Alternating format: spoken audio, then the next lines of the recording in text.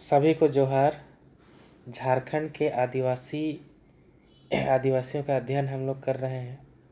इस अगले सेक्शन में हम लोग देखते हैं आज संथालों के बारे में। संथाल जो कि झारखंड की सबसे बड़ी जनजाति है, इनका मुख्य निवास स्थान संथाल परगना है। और ये संथाल जो है ये संथाल परगना में मुख्यतः निवास करते हैं। ये लाइन इम्पोर्टेंट है। भील और गौड़ के बाद यह भारत की तीसरी सबसे बड़ी जनजाति है। मतलब कि पहला नंबर पे भील हो गया, दूसरा में गौड़ हो गया, फिर उसके बाद संथाल हो गया। झारखंड राज्य में संथाल जनजाति की जनसंख्या सर्वाधिक लगभग 28 लाख है। 28 लाख जनसंख्या है, जो कुल जनजातीय जनसंख्या का लगभग 32% है। 31.86% लगभग 32% है। ये 2011 की जनगणना के अनुसार। संथाल खुद को होड़ कहते हैं, जिनका धर्म आदि धर्म सरना है। इनके दो पंथ भी हैं, खरवार और सपाहोड़। सपाहोड़ का मतलब होता है शुद्ध आदमी। इनका मुख्य पेशा कृषि है। ये संथाली भाषा बोलते हैं। संथाली भाषा को 8वीं अनुसूची में डाला गया है। ये 2003 के संविधान संशोधन द्वारा जो 92वां संविधान संशोधन था। इनकी लिपि जो है ये ओल चिकी है। युवा गृह इनका गीती ओड़ा है। इनको गीती ओड़ा कहा जाता है। पश्चिम बंगाल में संथालों को सावतार के नाम से जाना जाता है। ठीक है। संथालों के संस्थापक जो है लुगुबुरु को माना जाता है। संथाल जिनका झारखंड में प्रवास हुआ था पश्चिम बंगाल से, उनको वहाँ सावतार के नाम से जाना जाता था। ये कुछ इम्पोर्टेंट फैक्ट्स हैं जिनको कभी कभी पूछा जाता है। जैसे पूछा जा सकता है कि कुल जनजातीय जनसंख्या में संथालों का प्रतिशत कितना है। और फिर ये पूछा जा सकता है कि भारत में कौन सा स्थान है। फिर ये पूछा जा सकता है कि संथाल खुद को क्या कहते हैं। ठीक है। नेक्स्ट हम लोग आगे देखते हैं। ये इम्पोर्टेंट है कि संथाल जनजाति में मुख्यतः 4 वर्ग होते हैं, जिनको हड़ कहा जाता है। 4 हड़ों में विभक्त होते हैं। किस्कू हड़ किस्कू हड़ जो राजा होता है, सोरेन हड़ जो सिपाही होता है, मरूडी हड़ जो कृषक होता है, मुर्मू हड़ जो पुजारी होता है ना। ये कभी कभी पूछा जा सकता है कि सोरेन हड़ को किसके अंतर्गत आते हैं सिपाही में। ये ना केवल ये मतलब कि ऐसे करके पूछा जाएगा, जैसे मिलान से भी ये दिया जा सकता है।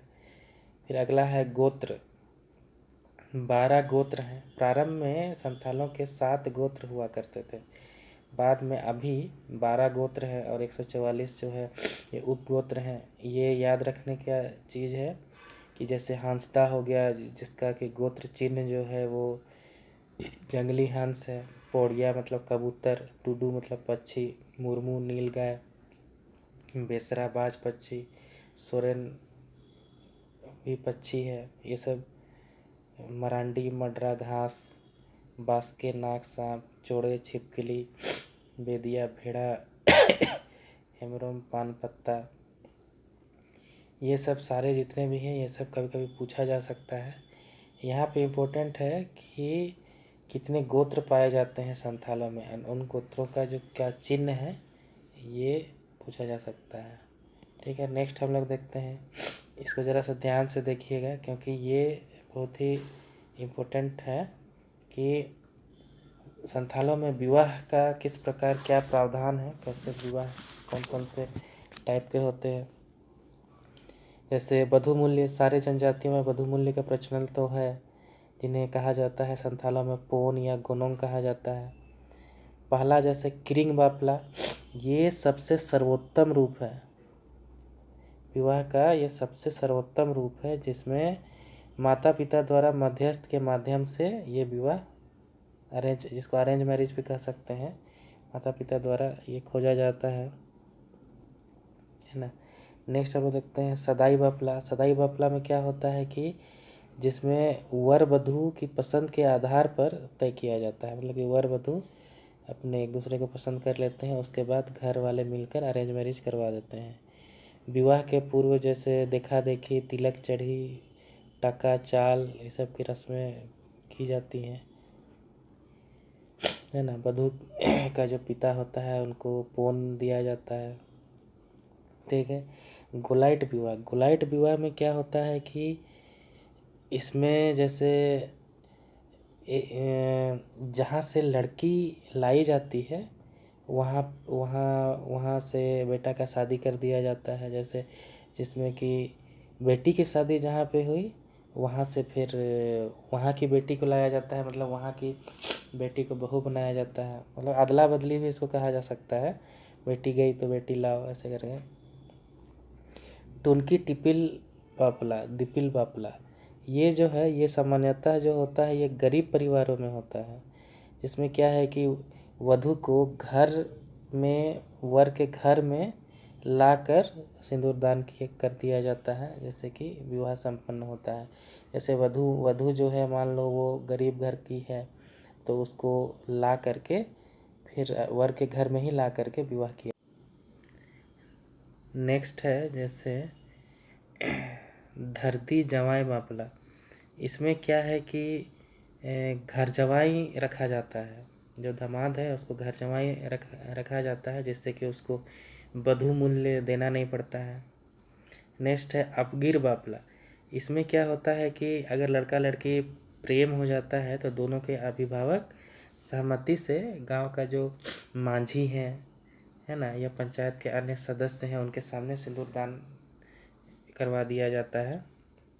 गांव वाले जो हैं लड़के के पिता द्वारा भोज का प्रावधान करते हैं, लड़का का जो पिता है वो भोज देता है ना।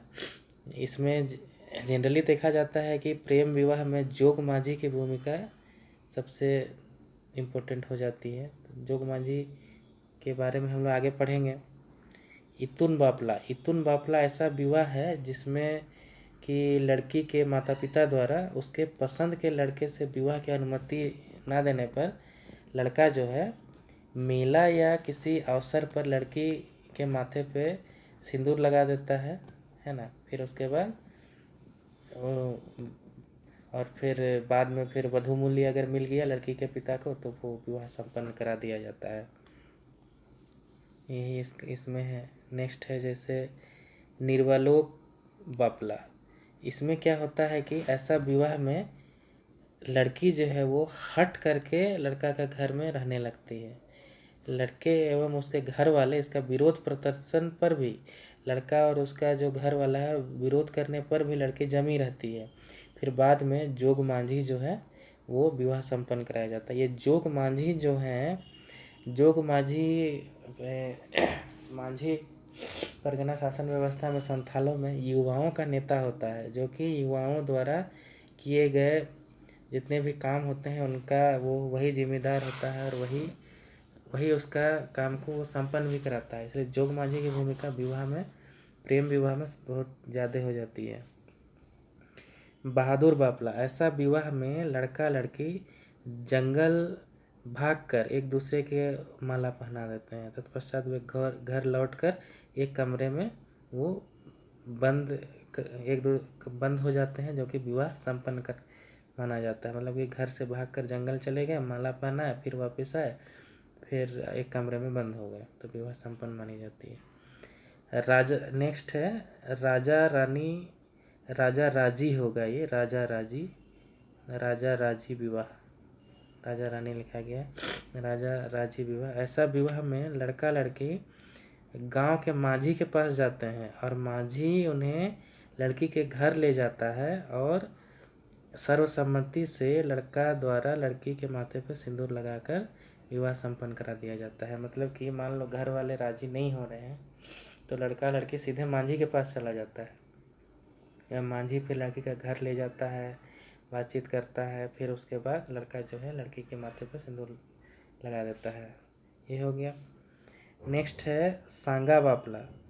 सांगा बापला। सांगा बापला इसमें क्या होता है कि ये जनरली विधवा और तलाकशुदा स्त्रियों का जो विवाह होता है, या तो कोई परित्यक्त महिला है उनका भी अगर विवाह किया जाता है तो ये सांगा बापला कहा जाता है।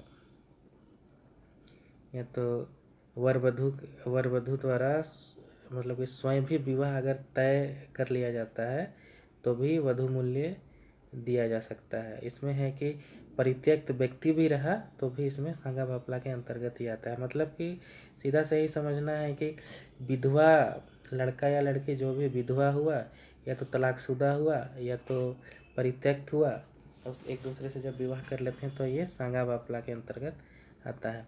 किरिंग जवाई बापला, इसमें क्या है कि ये थोड़ा सा समाज में इसका घृणित रूप है विवाह का। इसमें है कि लड़की जो है वो शादी से पूर्व गर्भधारण कर लेती है, फिर उसके बाद इच्छुक व्यक्ति जो है वो कुछ धनराशि देता है लड़की के घर वालों को वधू मूल्य के रूप में, और वो उसको मतलब कि विवाह संपन्न कराया जाता है। ये किरिंग जवाई बापला इसमें हो गया। मतलब कि विवाह से पूर्व जब महिला जो है वो गर्भवती हो जाती है तो ये विवाह फिर संपन्न कराया जाता है। ठीक है, नेक्स्ट हम लोग देखते हैं पर्व त्योहार के बारे में। संथालों में जो पर्व त्योहार है वो आषाढ़ मास से ये शुरू होता है। आषाढ़ माह को नया साल के रूप में लोग मनाते भी हैं। आषाढ़ माह से इनका पर्व त्यौहार शुरू भी होता है। इनका सबसे मुख्य पर्व जो है वो एरोग कहा जाता है। जैसे एरोग जो है वो बीज बोते समय आषाढ़ माह में मनाया जाता है। ये बीज बोते समय, ये इम्पोर्टेंट है, पूछा जाता है कभी कभी कि बीज बोते समय कौन सा पर्व संथालों द्वारा मनाया जाता है, तो एरोग। फिर उसका तो बा पर्व है।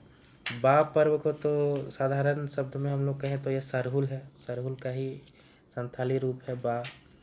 ये मनाया जाता है चैत महीना के शुक्ल पक्ष तृतीया को ये मनाया जाता है। नेक्स्ट है हरियाड़। ये जो है सावन महीने में जब धान में हरियाली आने लगती है तो अच्छे फसल के लिए हरियाड़ मनाया जाता है। जब सावन महीने में जब धान की फसल पूरे हरी भरी हो जाती है तो अच्छे उसमें फल लगें, अच्छा अन्न हो, इसके लिए ये हरियाड़ मनाया जाता है। नेक्स्ट है सोहराई। सोहराई जो है ये संथालों का सबसे बड़ा पर्व है। ये सबसे बड़ा पर्व है। ये जो है धान कटने के बाद ये मनाया जाता है।